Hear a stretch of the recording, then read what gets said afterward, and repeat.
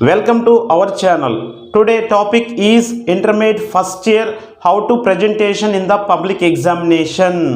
Public exam లో మనకి 24 pages booklet ఇస్తే వాటిని మనం ఏ విధంగా అడ్జస్ట్మెంట్ చేసుకొని చక్కగా ప్రజెంటేషన్ ఇచ్చుకోవచ్చు మనం తెలుసుకోవచ్చు ఈ వీడియోలో.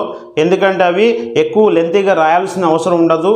24 పేజెస్ని మనం అడ్జస్ట్ చేసుకొని రాసుకోవచ్చు. అది ఏ విధంగా మీకు చెప్తాను.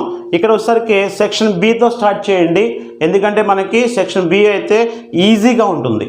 ఖచ్చితంగా 6th Roman number 7th Roman number compression passages ఉంటాయి. ఆ ప్యాసేజ్కి ఆన్సర్స్ పైనే ఉంటాయి. వాటిల్లో గుర్తుపెట్టుకోవాల్సింది యాడ్ వెర్బ్ అని యాడ్జెక్టివ్ అని అయ్యే తప్ప ఈజీగా ఉంటుంది. 1.5 పేజ్ అండి. 1.5 పేజ్ చూసుకోండి.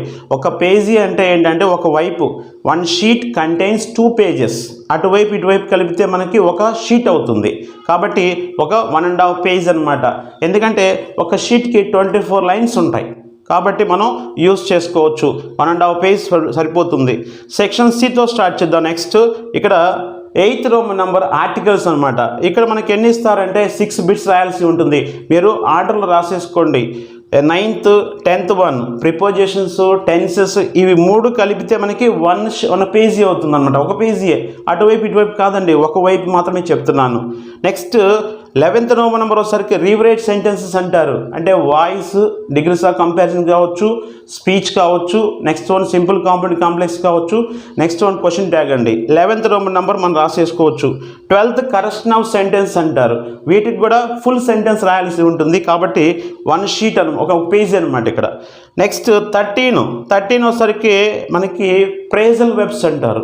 వాటిని ప్రేజల్ వెబ్స్కి మనం ఇక్కడ 14 వచ్చేసరికి నెక్స్ట్ సైలెంట్ లెటర్స్ అనమాట. ఈ రెండింటికి కలిపి 1 పేజ్ అంతే.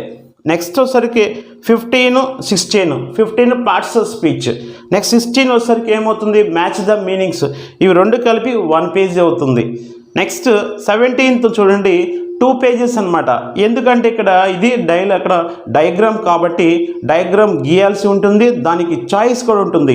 మీకు టైం మిగిలితేనే మీరు చాయిస్ని అటెంప్ట్ చేయాల్సి ఉంటుంది కాబట్టి 2 పేజెస్ సరిపోతుంది. నెక్స్ట్ వన్ 18 వచ్చేసరికి ఏముంటుంది ఫొనెటిక్స్ రాయాలి, ఆడ్ సౌండ్స్ రాయాల్సి ఉంటుంది. ఫొనెటిక్స్ మనకి 10 ఉంటాయి ప్లస్ ఆడ్ సౌండ్స్ కూడా చాయిస్ ఉంటుంది. అక్కడ 5 కాబట్టి ఇక్కడ 1 పేజ్ సరిపోతుంది. నెక్స్ట్ 19th 20th అన్నారు. 19th 20th వచ్చేసరికి ఇక్కడ ఏమవుతుంది 19th వచ్చేసరికి సిలబల్స్ ఉంటాయి, 10 ఉంటాయి. 10 రాయండి, చాయిస్ కూడా రాసేసండి అక్కడే. నెక్స్ట్ 20th వచ్చేసరికి ఏమవుతుంది మనకి డైలాగ్ రైటింగ్ ఉంటుంది. డైలాగ్ రైటింగ్ మాకు అక్కడ ఆన్సర్స్ మాత్రమే తెలిస్తే అవే రాయండి. తెలియని పక్షంలో 4 ఆన్సర్స్ అనమాట. ఇక్కడ ఆ 4 కాలమ్స్ ఏదైతే ఉన్నాయో రాసేసేయచ్చు. ఇది 1 పేజ్ సరిపోతుంది. ఈ విధంగా సెక్షన్ బి సెక్షన్ సి వచ్చేసరికి 9.5 పేజెస్ సరిపోతుంది. లేదు మీరు ఏమనుకోవచ్చు అంటే 10 అనుకోండి, 10 కూడా మనకోవచ్చు. 10 కాకపోతే 11 అండి. ఏమవుతుంది ఇక్కడ మనకి ఒక నెక్స్ట్ సెక్షన్ ఏ ఫస్ట్ ఆ 11 పేజెస్ మీరు లీవ్ చేయండి.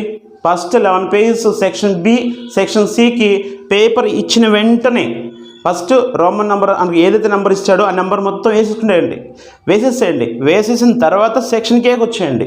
సెక్షన్ కే వచ్చేసిన తర్వాత ఏమవుతుంది రోమన్ నెంబర్ 1 దాంట్లో 2 ఏబి పెట్టాను నేను. అక్కడ ఏ క్వశ్చన్ నెంబర్ అవి వేసేసేయండి. వాటికి 2.5 పేజెస్ అనమాట. అంటే ఏంది ఒక ఆన్సర్ ఒకవైపు రాసి నెక్స్ట్ పేజీలో కూడా మనం రాసేసుకోవచ్చు అండి. 1/4 రాసుకోవచ్చు. కాబట్టి ఇక్కడ రోమన్ నెంబర్ 1కి 2.5 పేజెస్ అనమాట. ఇక్కడ మీరు లెసన్ నేమ్ రైటింగ్ నేమ్ బాగా ప్రజెంటేషన్ ఇచ్చేసేయండి.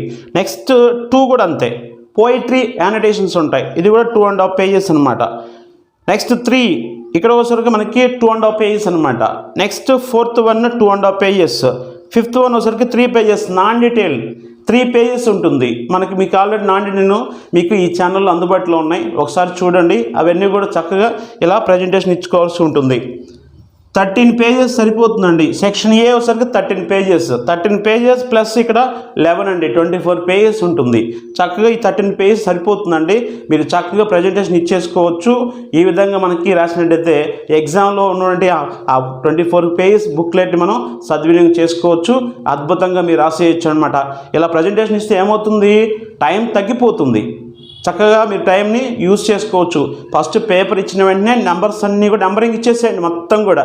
అప్పుడు ఏమవుతుంది వచ్చినవన్నీ కూడా మీరు ఫస్ట్ ఏం చేయొచ్చు సెక్షన్ బి సెక్షన్ సి కలిపి 1 అవర్, అంటే ఫస్ట్ ఆఫ్ ఆల్ 9 to 10 వరకు, 9 to 10 వరకు ఏం చేయొచ్చు మీరు ఇక్కడ section B section C numbering ఇచ్చేసుకున్నారు కాబట్టి స్పేసెస్ కూడా వదిలిపెట్టుకోండి. 11 పేజీలకి వదిలిపెట్టేసుకొని ఏం చేయొచ్చు, ఈ section B section C 9 to 10 వరకు మొత్తం రాసేయచ్చండి. చాలా ఈజీ, వచ్చిన వాటికన్నీ రాసేసేయండి. 10 o'clock ఏం చేస్తారంటే సెక్షన్ ఏ స్టార్ట్ చేసేయండి. సెక్షన్ ఏ స్టార్ట్ చేసుకొని ఈ ఆన్సర్స్ అన్నీ కూడా మనం రాసేసుకోవచ్చు అనమాట. ఆల్రెడీ పేజెస్ లీవ్ చేశారు కాబట్టి ఆ 10 నుంచి 11 వరకు, 10 to 11 ఆర్ 11:15 కూడా అనుకోవచ్చు. అక్కడి వరకు 11:15 వరకు మీరు ఏం చేయొచ్చు, ఈ 11:15 వరకు టోటల్గా ఇవి సెక్షన్ ఏ రాసేసేయచ్చు అనమాట.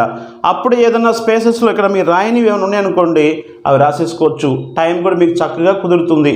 ఈ విధంగా ప్లాన్ చేసుకోండి, చక్కగా సక్సెస్ అవుతారు. All the best.